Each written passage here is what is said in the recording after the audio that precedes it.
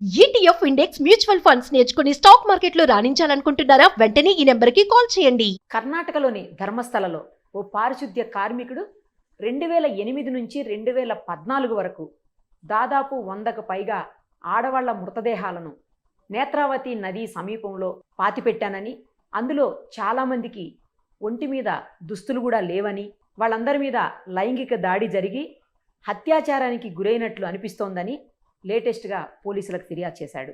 అప్పటి నుంచి ఇప్పటి వరకు ఎందుకు ఫిర్యాదు చేయలేదు? అసలు ఈ చనిపోయిన వాళ్ళందరూ ఎవరు చంపారు? ఇప్పుడు దేశవ్యాప్తంగా చర్చ ఇదే నడుస్తోంది. దీని మీద కర్ణాటక ప్రభుత్వం సిట్ను కూడా ఏర్పాటు చేసింది, అంటే ప్రత్యేక దర్యాప్తు బృందాన్ని కూడా ఏర్పాటు చేసింది. మరింత సమాచారాన్ని మనం ఇప్పుడు ఐపీఎస్ ఆఫీసర్ జేడి లక్ష్మీనారాయణ గారిని అడిగి తెలుసుకుందాం. సార్ నమస్తే అండి. నమస్తే అమ్మా నిరుపమ్ గారు. సార్, ఏం జరిగి ఉండొచ్చు? దీంట్లో అసలు ఎప్పుడో జరిగిపోయింది కదా, కాబట్టి ఇప్పుడు అక్కడికి వెళ్ళి చూస్తే కొన్ని పుర్రెలు అవి కూడా బయటకు వచ్చాయని ఏదో చెప్తున్నారు. అసలు ఎలా కనుక్కోగలుగుతారు ఇలాంటి కేసెస్లో? ఎందుకంటే మీకు చాలా ఎక్స్పీరియన్స్ ఉన్నటువంటి ఐపీఎస్ ఆఫీసర్ మీరు, పైగా పొలిటికల్ ఇన్ఫ్లుయెన్స్లు కూడా ఉన్నాయి అని అంటున్నారు. మీరు ఇంకో పక్క పొలిటికల్ లీడర్ కూడా, కాబట్టి రెండు రకాలుగా చెప్పండి సార్. అసలు దీన్ని ఎలా తీసుకోవచ్చు, బయటికి ఎలా తీసుకుని వస్తారు? అంటే టెక్నికల్గా ఎవిడెన్స్లు ఏమి ప్రూవ్ చేయగలుగుతాయి? అసలు వాళ్ళు ఎవరో తెలిస్తే కదా ఫస్ట్ ఎవరు చంపారనేది తెలిసేది. తర్వాత అసలు ఎవరు చంపుండే అవకాశం ఉంటుంది, వాళ్ళు ఎవరు, మరి వాళ్ళు ఎంతమంది చనిపోయినప్పుడు మిస్సింగ్ కేసులు రిజిస్టర్ కాలేదా? అందులో అయితే 2003లో ఒక డాక్టర్ అనన్య అని, ఒక అమ్మాయి సౌజన్య అని, ఇద్దరు మిస్ అయ్యారని, ఇప్పుడు వాళ్ళ పేరెంట్స్ కూడా ధర్మస్థలంలోనే మిస్ అయిపోయారట. సో వాళ్ళకి సంబంధించిన వాళ్ళు కూడా ఫ్యామిలీ మెంబర్స్ అంతా ఇప్పుడు ఫైట్ చేస్తున్నారు, మొత్తం డీటెయిల్డ్గా ఇన్వెస్టిగేషన్ జరగాలి అని చెప్పేసి. సో అసలు ఎలా దీన్ని బయటికి తీసుకొచ్చే అవకాశం ఉంటుంది సార్? ఇది చాలా సంచలనాత్మక కంప్లైంట్. ఇది యాక్చువల్ గా మీరు చూస్తే, మీరు ధర్మస్థల ట్రస్ట్ బోర్డు లో పనిచేస్తున్న ఒక శానిటేషన్ వర్కర్ ఈ విధంగా కంప్లైంట్ ఇవ్వడం అన్నది, ఎందుకంటే ధర్మస్థల అన్నది చాలా గొప్ప తీర్థక్షేత్రం. అవును సార్. మంగళూరు నుంచి ఒక 75 కిలోమీటర్లు ఉంటుంది. మంజునాథుడి యొక్క ప్రధానమైన కేంద్రం అది. పవిత్రమైన స్థలం. వందలు వేల మంది వస్తుంటారు. నేను కూడా అక్కడికి వెళ్ళాను, విజిట్ చేశాను కూడా. అక్కడ అందరికి భోజనాలు ఇవన్నీ కూడా వ్యవస్థ చాలా గొప్పగా ఉంటుంది. సో ఆ విధమైన ట్రస్ట్ అక్కడ ఉన్నది. చాలా సంవత్సరాల నుంచి యాక్టివిటీస్ జరుగుతున్నాయి. ఆ తర్వాత ఇతను 1998 నుంచి 2014 వరకు సుమారుగా 100కు పైగా మంది, వాళ్ళు స్కూల్ పిల్లలు ఉన్నారు, కాలేజ్ స్టూడెంట్స్ ఉన్నారు, మహిళలు ముఖ్యంగా అందరూ మహిళలే 100కు పైగా ఉన్నారు. కాబట్టి వీళ్లను డిస్పోజ్ చేయించడంలో నన్ను ఉపయోగించుకున్నారు. నేను చాలా బాడీస్ ను డిస్పోజ్ చేశాను, అంటే వాళ్ళని క్రిమేట్ చేశాను, లేకుంటే వాళ్ళను బరియల్ చేశాను. ఇవన్నీ కూడా అతను చెప్పాడు. అంటే నువ్వేమైనా చెబితే నీ మీద చర్యలు తీసుకుంటావు, నీకు కూడా అదే గతి పడుతుందని భయపెట్టినట్టు కూడా అతను మాట్లాడాడు. సో అతను వెళ్ళి ఈ నెల బిగినింగ్ లో ధర్మస్థల పోలీస్ స్టేషన్ లో కంప్లైంట్ ఇవ్వడం జరిగింది.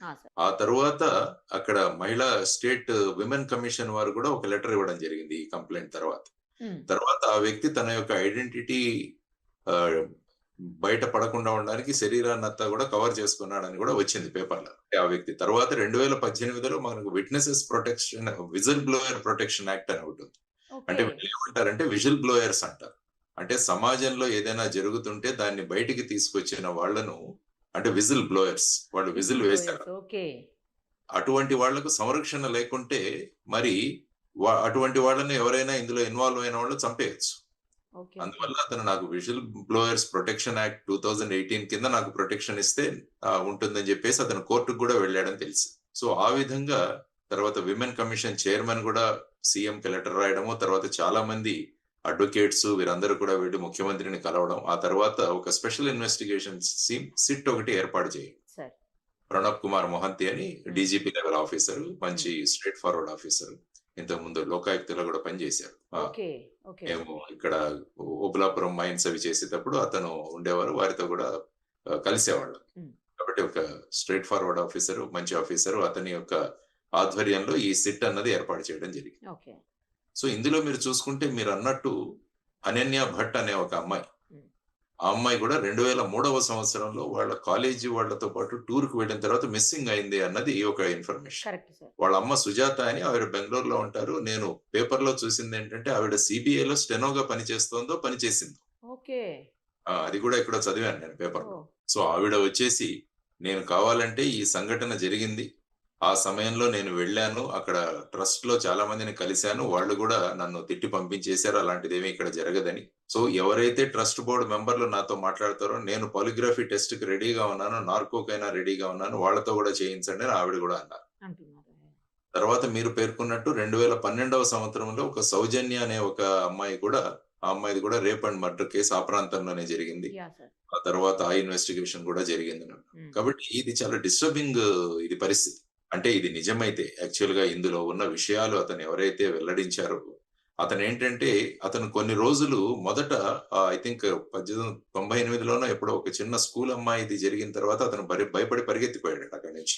చాలా సంవత్సరాల తర్వాత మళ్ళా అతను వెనక్కి వచ్చి ఇంకా అక్కడ ఆగిపోయి ఉంటుందిలే అనుకుని వెళితే మళ్ళా కూడా కంటిన్యూ చేశారట ఆ పనులు. సో, ఆ వ్యక్తి ఈ మధ్యలో ఈ గ్యాప్ వచ్చింది. ఆ తర్వాత నన్ను ఈ విధంగా ఈ పనులు చేయించారని ఇవన్నీ కూడా న్యూస్ పేపర్‌లో ఉన్న అంశాలు ఇవన్నీ కూడా మనం చూస్తున్నాం. మీడియాలో వస్తున్న అంశాలు. వాటిల్లో ఎంతవరకు తథ్యం ఉందో మనకు తెలియదు గానీ, కాబట్టి ఈ జరిగిన సంఘటన నుంచి నిజానిజాలు బయటపడాలి. హ్మ్. తర్వాత ఇప్పటి వరకు జరిగిన ఈ డిసపియర్ అయిన వాళ్ళు, అదృశ్యమైన వాళ్ళ మీద ఏమైనా మిస్సింగ్ కేసులు రిజిస్టర్ అయ్యాయా? హ్మ్. మీరన్నట్టు తర్వాత ఇతని ద్వారా ఆ వ్యక్తులను ఏ స్థలంలో వాళ్ళను క్రిమేట్ చేశారు, లేకుంటే బరీ చేశారు, పూడ్చిపెట్టారు. ఆ స్థలంలోకి వెళ్ళాం మళ్ళా ఆ బాడీలని ఎక్స్‌హ్యూమ్ చేయాల్సుంటది. ఇప్పుడు ఉంటాయా సార్? ఉంటాయి. అంటే ఎముకలవి దొరుకుతాయి కదా! ఎక్స్‌హుమేషన్ ప్రాసెస్ అని ఉంటది. దానికి మళ్ళా లోకల్ ఎగ్జిక్యూటివ్ మెజిస్ట్రేట్ అంటే మన తహసీల్దార్ ఎవరైతే ఉంటారో వారి ఆదేశాల ద్వారా దాన్ని ఎక్స్‌హ్యూమ్ చేయొచ్చు మళ్ళా. చేసి వాటిని మళ్ళా అనాలిసిస్ చేసి తర్వాత వాట్లని టెస్ట్ చేసి వాటిలో ఏజ్ ఆఫ్ ది బోన్స్ ఏంటి ఇవన్నీ కూడా కనిపెట్టాలి అవన్నీ కూడా. కాబట్టి ఇది ఒక లాంగ్ డ్రాన్ ప్రాసెస్ ఇది ప్రక్రియ ఇది. హ్మ్. అయినా కూడా ఈ విధంగా నిజంగా జరిగి ఉంటే మటుకు చాలా నిందనీయం. చాలా సార్ అసలు. దీనిలో ఇన్వాల్వ్ అయిన వ్యక్తులు ఎవరైతే ఉన్నారో వాళ్ళందరినీ కూడా బయటికి తీసుకురావాలి. అంటే ఆ ప్రదేశం యొక్క పవిత్రత పవిత్రతని. కూడా ఇది చాలా భంగం కలిగించే విషయం. అవును సార్. ఒకవేళ అలా కూడా ఏమన్నా ఆలోచించొచ్చా సార్ మనం? అంటే పవిత్రతని భంగం కలిగించడం కోసం ఏమన్నా ఇలాంటిది ఆపాదించారా? ఇది నిజం కాదా? అది కూడా అందుకనే అది. ఎస్ఐటీలో అన్ని విషయాలు అంటే ఇతను చెప్పిందే మనం ట్రూత్ అనుకోవట్లేదు. అసలు ఇందులో తథ్యం ఉందా లేదా అన్నది కూడా చూడాల్సిన అవకాశం ఉంది. సో ఆ తర్వాత ఎస్ఐటీ అన్నది ఇటువంటి కేసెస్ మిస్సింగ్ కేసెస్ అన్ని కూడా మళ్ళా ట్రేస్ చేస్తారు. ఓహో! ఓకే. తర్వాత ఈ వచ్చిన వాళ్ళు ఎక్కడ దిగారు, అక్కడ ఉన్న రూమ్స్ లో ఎక్కడైనా దిగారు, ఇదంతా ఇన్వెస్టిగేషన్ ప్రాసెస్. తర్వాత వాళ్ళ తల్లిదండ్రులను కాంటాక్ట్ చేయడము, వాళ్ళే ప్రయత్నాలు చేశారు. ఓకే. ఇవన్నీ కూడా ఈ ప్రక్రియ మొదలవుతుంది. సో, ఈ విధంగా జరగడము ఆ వ్యక్తి కూడా చాలా ధైర్యంగా అన్ని చోట్లకు వెళ్లి అతను చెప్తున్నాడు విజిల్ బ్లోయర్ అని. అవును సార్. చెప్తున్నాడు. యాక్చువల్‌గా మీరేంటంటే చట్టంలో చూసుకుంటే ఇంతకుముందు సెక్షన్ 39 ఉండేది సీఆర్‌పీసీలో. ఇప్పుడు దాన్ని సెక్షన్ 33 అంట. బిఎన్ఎస్ఎస్ఎస్ భారతీయ నాగరిక సురక్షా సంహితలో. అంటే ఒక వ్యక్తికి కొన్ని విషయాలు గనక తెలిస్తే ఆ వ్యక్తి దాని గురించి సంబంధిత పోలీస్ స్టేషన్ గాని, మెజిస్ట్రేట్ గాని చెప్పాల్సిన బాధ్యత ఉంది. అంటే ముఖ్యంగా సీరియస్ కేసెస్, చీటింగ్‌లు ఇలాంటివన్నీ ఉంటాయి కదా! ఇవన్నీ కూడా తెలిసి మనం ఊరుకోకూడదు. హ్మ్.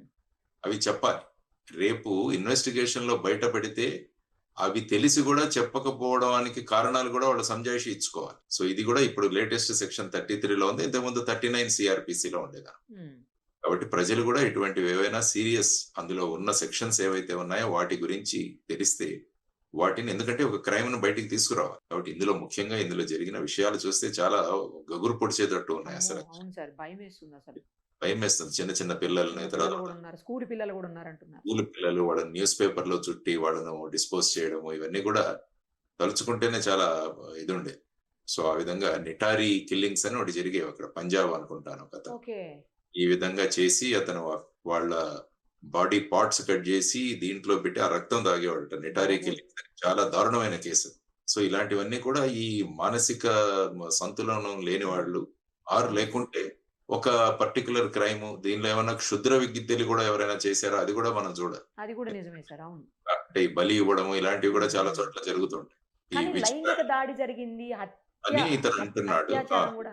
అత్యాచారము అది జరిగిందని ఈయన ఎందుకంటే అంటున్నాడు. బట్టలు లేవంటున్నారు సార్. చాలా మంది ఒంటి మీద దుస్తులు గూడా లేవు. కొంతమంది మీద దుస్తులే ఉన్నాయి అని అంటున్నారు. కానీ అవును. పుర్రెలేయో బయటకొచ్చాయని గూడా చెప్తున్నాడు సార్. అదే తను పాతిపెట్టిన ప్రాంతానికి వెళ్లి తవ్వి అక్కడి నుంచి వాటి ఫోటోలు తీసి ఈ కంప్లెయింట్ తో పాటు కరెక్ట్. అతను ఎన్క్లోజ్ చేశాడు. ఫోటోస్ కూడా పెట్టాడంట సార్. ఫోటోస్ కూడా పెట్టాడు. ఎందుకంటే లేకుంటే ఏదైనా చెబితే ఎవరు నమ్మరని చెప్పేసి ఇది కూడా పెట్టాడు. మళ్ళా ఇప్పుడు పోలీసులు వెంటనే వారిని ఆ ప్రదేశాలకు వెళ్ళడం, అక్కడ చూడడం ఇవన్నీ కూడా జరుగుతాయి. చాలా ఫాస్ట్ గా జరగాలి ఈ విషయం. Correct sir. అంటే ఎందులో పెద్ద పెద్ద వాళ్ళు ఇన్వాల్వ్ అయ్యి ఉన్నారంటే వాళ్ళు ఏ విధంగా చేస్తారు అన్నది కూడా మనకు తెలియాలి. కానీ ఫైనల్ గా ఏంటంటే డిస్పోజల్ చేసిన పని ఇతను చేశాడని అన్నారు. అవును. ఆ బాడీని తెచ్చి ఇతనికి ఇస్తే ఈ బాడీని నువ్వు డిస్పోజ్ చేయడం, కాల్ చేయడం గానీ లేకుంటే పూడ్చి చేయడం గానీ అదంతా వీరు చేసేవాళ్ళు. ఉమ్. ఇంకా ఇతనితో పాటు ఎవరెవరు ఉన్నారు ఇవన్నీ కూడా బయటికి రావాల్సిన అంశం. ఒక్కడితో కూడా అవ్వదు కదా సార్, అవ్వదు. కాల్చాలన్నా పూడ్చాలన్నా ఒక్కడు కూడా చేయలేడు కదా. అవ్వదు. కాబట్టి ఇతనితో పాటు ఎవరున్నారు, వాళ్ళ వర్షన్ ఏంటి, అసలు ఎవరు చెబితే చేశాడు, ఎవరు చెబితే చేశారు, ఇవన్నీ ఎక్కడ ఈ బాడీస్ ను వాళ్ళకి ఎక్కడ హ్యాండ్ ఓవర్ చేశారు, ఇవన్నీ కూడా రావాల్సిన అంశాలు. కాబట్టి చూద్దాం, ది ఇన్వెస్టిగేషన్ చాలా ఫాస్ట్ గా జరగాలి. ఆఫ్ కోర్స్ మొహంతి ఉన్నారు కాబట్టి is a very efficient officer, దాన్ని ముందుకు డెఫినెట్ గా తీసుకెళ్తారు. కాబట్టి ఇటువంటి అకృత్యాలు జరగకుండా ఉండాలి, జరగకూడదు. కానీ ఇది జరిగింటే మటుకు చాలా నిందనీయమైన విషయం. దాని గురించి చర్యలు త్వరగా తీసుకోవాలి. ఒక స్పెషల్ కోర్టును కూడా ఏర్పాటు చేయాలి. ఇటువంటి వాటి త్వరగా ఇది జరిగితే నిందితులకు శిక్ష పడి వాళ్ళు నేరస్తులుగా జైలు శిక్ష అనుభవించాలి, లేకుంటే what ever may be the punishment. అవును సార్. కానీ 98 నుంచి 2014 వరకు అంటే ఆల్మోస్ట్ 16-17 ఇయర్స్ టైం ఉంది సార్.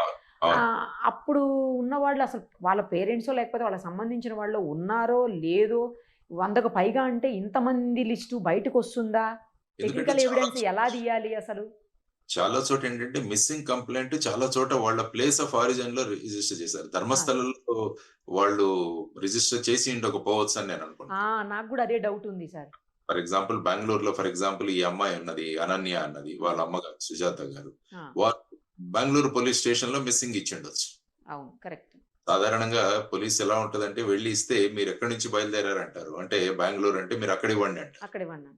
ఫర్ ఎగ్జాంపుల్ ఇప్పుడు రైల్లో ఎక్కడైనా మనం ఎప్పుడో రాత్రి నిద్రలేసిన తర్వాత మనం చూస్తే మన బ్యాగ్ ఉండదు. సో మీరు ఎక్కడ ఎక్కారడిగి అక్కడ కంప్లైంట్ చేయండి అని అంటుంటారు. కాబట్టి ఈ మిస్సింగ్ కేసులన్నీ కూడా మొత్తం కర్ణాటకలోనే 1998 నుంచి 2014 మధ్యలో అన్న విమెన్ మిస్సింగ్, గర్ల్ మిస్సింగ్, ఈ కేసులన్నింటినీ కూడా బయటికి తీయాలి. ఉంటుంది, డేటా ఉంటుంది. ఆ డేటాని తీసి మళ్ళీ వాళ్ళందరినీ కాంటాక్ట్ చేసి, ఇప్పుడు యాక్చువల్ గా ఈ కేసు రిజిస్టర్ అయిన తెలవగానే పేపర్ లో వచ్చిన దానివల్ల చాలా మంది కాంటాక్ట్ అవుతారు. ఎస్ఐటీ వస్తారు, వాళ్ళ ఫోన్ నంబర్స్ అవి ఇస్తారు. దాని వల్ల వాళ్ళు కాంటాక్ట్ అవుతే అది ఇంకా సులభతరం అవుతుంది, ఎందుకంటే పబ్లిక్ కోఆపరేషన్ నుంచి తీసుకురావాలని. ఇంకొకటి కూడా కదా సార్, ఇప్పుడు వీళ్ళందరినీ ధర్మస్థలలోనే చేశారా లేకపోతే వేరే ఎక్కడన్నా చేసి ఇక్కడికి తీసుకొచ్చారా? అది కూడా, ఇదంతా కూడా part of the investigation. Final గా డిస్పోజల్ అన్నది ఇక్కడ నుంచే జరిగిందని ఆ వ్యక్తి చెబుతున్నాడు. సో డిస్పోజల్ ఇక్కడ నుంచే జరిగింది కాబట్టి ఫైనల్ గా ఆ బాడీస్ ఏవైతే ఉన్నాయో అవి ఇక్కడ నుంచే డిస్పోజల్ చేయడానికి ఇవ్వడం జరిగిందని అతని వర్షన్. సో దాని వల్ల ఆ తర్వాత ఇన్వెస్టిగేషన్ కొనసాగుతుంది అనమాట. ఇప్పుడు ఏంటంటే డెడ్ బాడీ నుంచి రివర్స్ లో ఇన్వెస్టిగేషన్ మొదలవుతుంది. అంటే ఎక్కడ పూడ్చిపెట్టిన ప్లేస్, ఆ తర్వాత టెస్ట్లు, ఆ తర్వాత మిస్సింగ్, ఇవన్నీ కూడా. సార్ అక్కడి నుంచి ఏదో ఒక పార్ట్ దొరికింది అనుకుందాం, పురెనో లేకపోతే బోన్స్ సంథింగ్ ఏదో దొరికింది అనుకోండి, స్కల్లో ఏదో దొరికింది అనుకుందాం. ఆ దొరికిన తర్వాత వాటిని FSL కి పంపించి ఏజ్ ఎంత, అంటే ఎప్పుడు చనిపోయి ఉండొచ్చు, ఏ కారణంతో చనిపోయి ఉండొచ్చు అని అది తీస్తారా సార్? అది వస్తుందా? ఆసిఫికేషన్ టెస్ట్ అని ఉంటుంది. అందులో ఆసిఫికేషన్ టెస్ట్ లో ఏమవుతుందంటే జనరల్ గా ఏజ్ తెలుస్తుంది. అంటే బోన్ యొక్క పరిస్థితిని బట్టి ఏజ్ జనరల్ గా నిర్ణయిస్తారు. కొంచెం అటు ఇటుగా చెప్తారు. ఈవెన్ ఎందుకంటే మైనరా మేజరా అన్నది కూడా ఒక్కోసారి నిర్ణయించడానికి ఆసిఫికేషన్ టెస్ట్ వాడుతుంటారు కోర్టులో.